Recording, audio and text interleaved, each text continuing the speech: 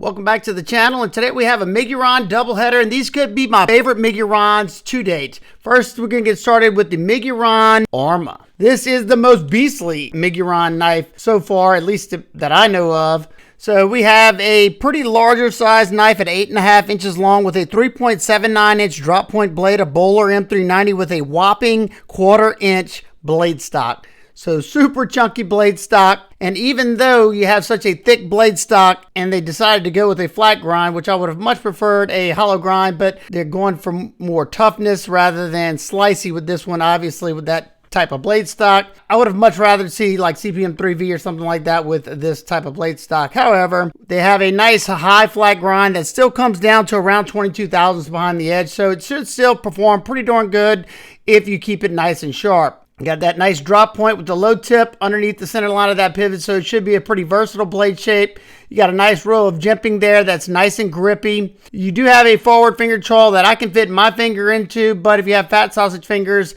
it's going to be more of a larger sharpening trawl for you. You have a very robust tip, as you can see there, so you should be able to do some nice prying into stuff. If you need to twist, you should definitely be a-okay. Got a nice little top swedge for some added flare up top. Love the look of that. I love the overall aesthetic of this knife. You have a blade hole. We'll talk about that later. And I think we need to see how this thing performs.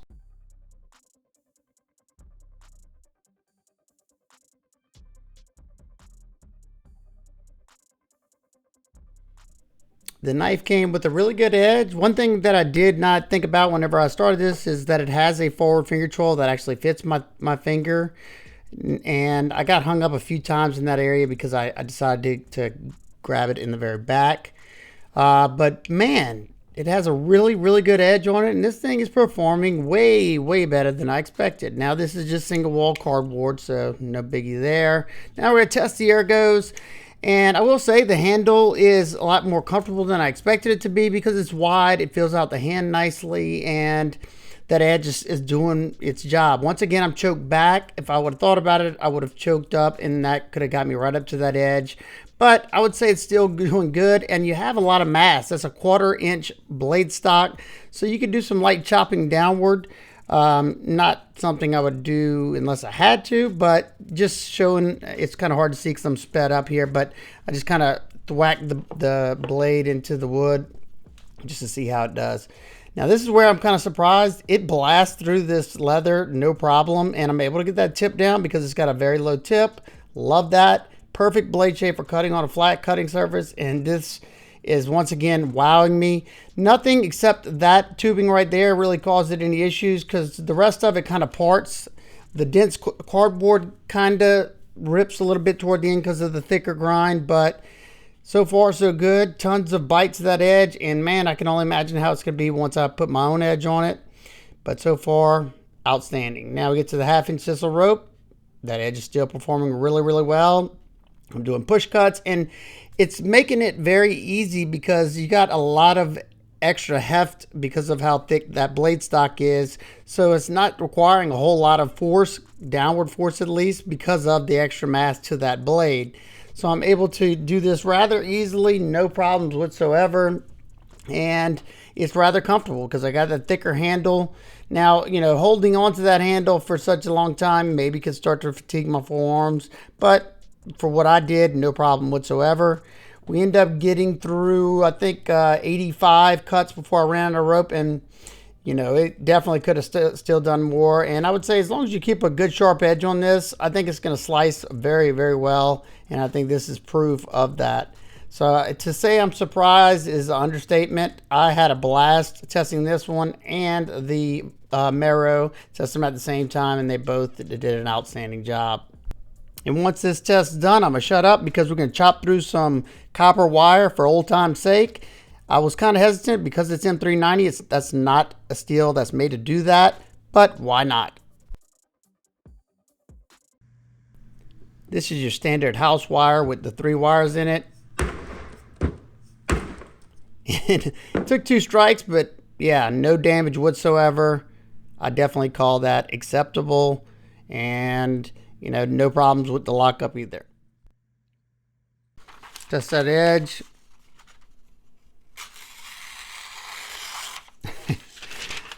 Even after doing the copper wire, I wouldn't expect any less. This is a, pretty thick stock. Now let's take a look at the deployment, the action of this knife. It's riding on ceramic ball bearings. It's got a flipper tab and a blade hole. Flipper tab is above that pivot, so you got a lot of momentum. This thing comes rocketing out, especially once that mass of that blade comes whipping around. And they got the detent dial to where you can still reverse flick, but it's still a nice crisp detent. Yeah, this thing rockets out, and of course it's going to be a drop shut knife because of that weight of that blade. Now let's take a look at the handle area. You have a big old whopping Torx T15 for the pivot, and everything else is Torx T8. I'm so happy they did that. I would have hated to see Torx T6 anywhere on this knife. You have Miguron's beautiful micro milling on the titanium. Mine's the bead blasted titanium with the micro milling, and you got some little slots right here milled into the tie. Nice chamfer going all the way around, and the ergos for the most part were pretty darn good as flat scaled knives can be, especially with that whopping thickness you have to that handle. Handle's coming in at 0.69 inches thick, so that's a lot of titanium with a huge titanium backspacer that is flush with the scales. You have a milled titanium pocket clip that they did push back. I'm so happy they did that.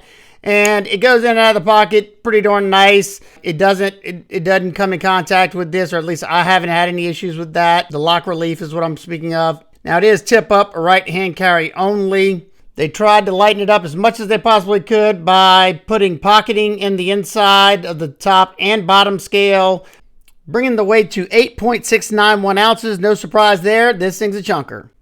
But somehow they still managed to keep the balance point right where it needs to be, so it feels a lot lighter in hand than it really is. Now let's take a look at the lockup. Mine is sitting, I'd say, at around 40% or so, and that's even after banging on the top of this spine. It did not move over at all. And when I say rock solid, there's no movement whatsoever, even after banging on it. So this thing's nice and solid. You got a lot of room to get your finger in there, especially because of how wide apart these scales are. And they got a nice little chamfer, so it's nice and comfortable to disengage that lock. And I'm very happy that they didn't skimp on the stop pin either. That's a pretty massive stop pin in there.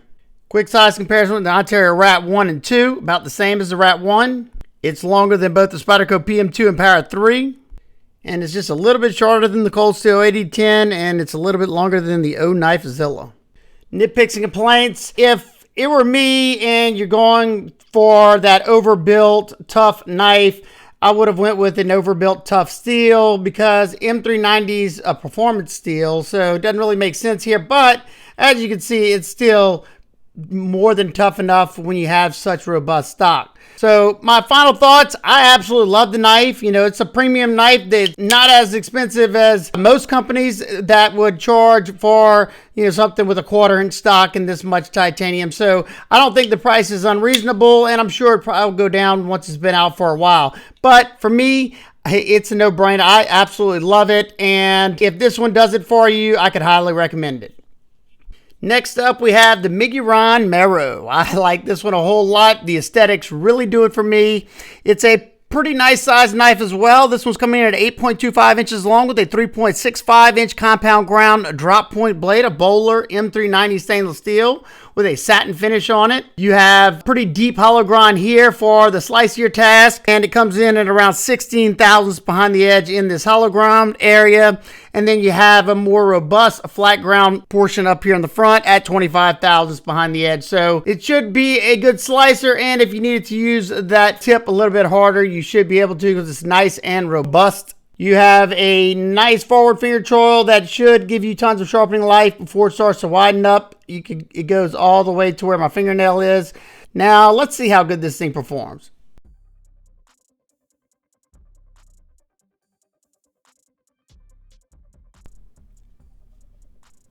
The knife came with a really good edge out of box, and man, oh man, that hollow grind is blasting through the cardboard. And I just love the blade shape. I don't really care so much for a compound grind. However, it's not really causing any problems with this one, especially since they have a deep hollow grind in the back. The edge, like I said, came good, so as long as it stays like that, we'll be good. I do know that once I sharpen it up, it's going to increase by a good bit. Now here, I'm just testing the ergos. I'm not really testing that edge because I know it's pretty good, so I'm just putting a lot of pressure into it. And just like I thought, the handles are very comfortable. They fill out the hand nicely. Nothing was poking or prodding me, and I was able to get a lot of force into the wood. You do need to be careful for the larger sharpening choil than normal. You don't want to get hung up in that spot. Once I got the feel for it and made sure I knew where I was at, I didn't really have any issues with it. But so far so good.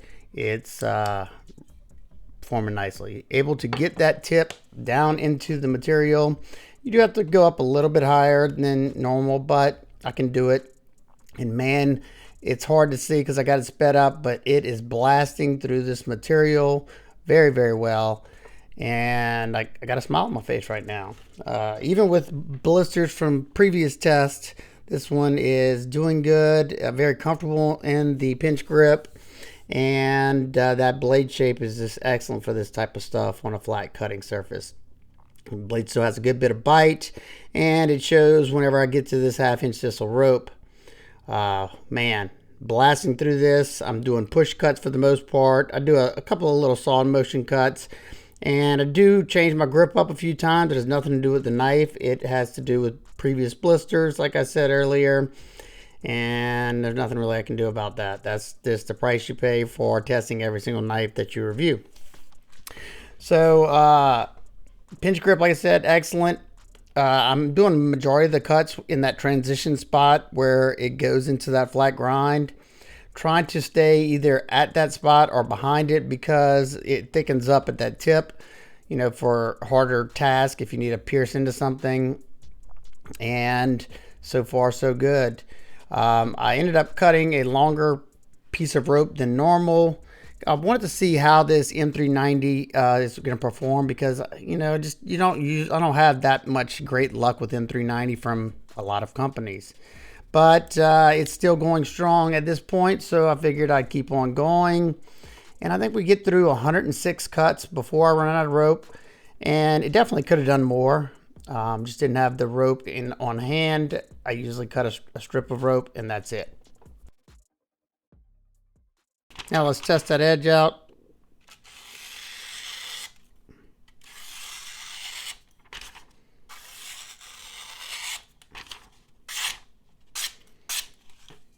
Good. Now let's take a look at deployment in action. You have a front flipper and a blade hole window right here. The front flipper sits above the frame, so it should work pretty darn well, especially being that this is grippy jimping, so I can do the roll around. I can use the knuckle.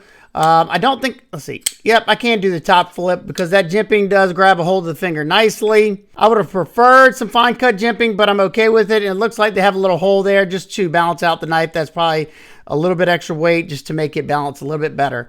Blade hole works excellently because they did not chamfer that top, so it's nice and sharp. I can easily get my finger in there, no problem. I can thumb flick it.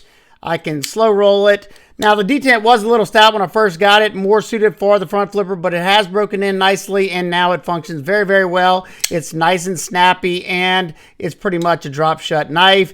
Now, let's look at the handle area. You have that Miguron, beautiful. Now, that is a very beautiful texture on the titanium. It's on both sides. Love it. Miguron branded pivot that is flush, just like the hardware. T8 on the pivot, and all the body screws are T8. Excellent job there, Miguron. They've been paying attention. You have some deep chamfers going all the way around, and you have a slight contour. So this thing was very comfortable in hand during all my testing. Nothing was poking or prodding me. You have a 3D mill titanium pocket clip that they moved back. Awesome. And it stayed out of the way of the lock relief. It functioned nicely. However, it is sitting on top of that texture, so it's probably going to become a pocket shredder over time. Your pivot has a nice little pivot collar just for a touch of color right here. Mine's anodized blue. The knife feels pretty light in hand. They got some extensive pocketing on the show side and on the lock side, coming in at 4.73 ounces. Not bad. And just as I figured, the balance point is right where it needs to be. Let's take a look at the lockup. Mine is sitting at around, I'd say 40% or so. It has a hardened stainless lock insert, so you don't have premature lock wear. And when I say this thing is a bank vault, no movement whatsoever. I can't flex any. Access to that lock bar is good because this comes down a little bit further, and you got a nice little chamfer making it nice and comfortable to disengage. Quick size comparison with the Ontario Rat 1 and 2. It's a little bigger than the Spyderco PM2 and Power 3, and it's a little bit smaller than the Cold Steel 8010 and the Civivi Praxis. Nitpicks and complaints, just a nitpick. I would have much rather see their S90V, but I'm sure that would have made the price go up a little bit. However, I can't really complain with the M390 because I thought it performed really, really well. And overall, I think this is an absolute home run. If you like the aesthetics of this knife, I promise you're not going to be disappointed. I absolutely love this knife, and I was super surprised on how much I love the Arma. Two absolute bangers coming out of Miguron. I gotta say, they have been the most improved company since I've started checking out their knives. Every time I think that they can't top the last one, they do. So I can't wait to see what they do from here on out. If you have any questions, comments, concerns, please leave those down below. I hope everybody's having an absolute amazing day. Oh yeah, and these will be linked down in the description. I will see y'all on the next one.